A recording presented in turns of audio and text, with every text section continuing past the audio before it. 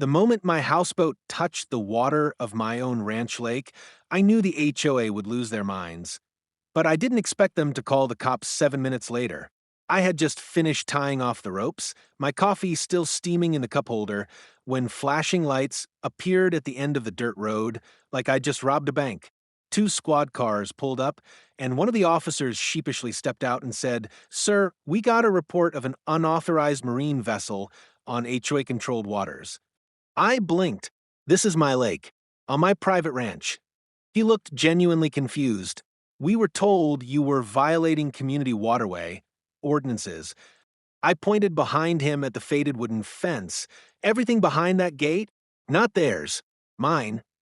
That's when she showed up, Karen, HOA president and walking migraine, waving a binder in one hand and a cell phone in the other, screaming about property values, boat permits, and how a floating structure was an eyesore for their lakefront residents.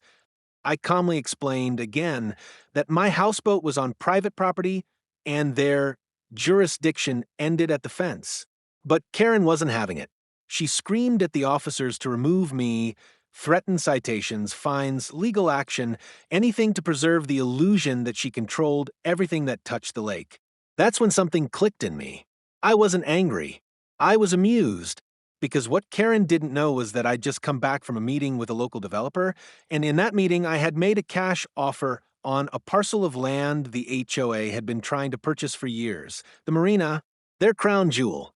The place where they hosted weddings, HOA cookouts, and members-only lake nights. I already had the paperwork in my truck.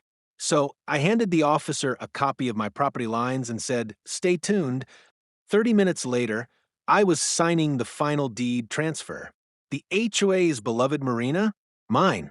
The Karen Kayak Club? Evicted. Their lakefront events? Canceled. And as for my houseboat, I floated it over to the dock, fired up the grill, and hosted the loudest, biggest barbecue the lake had ever seen.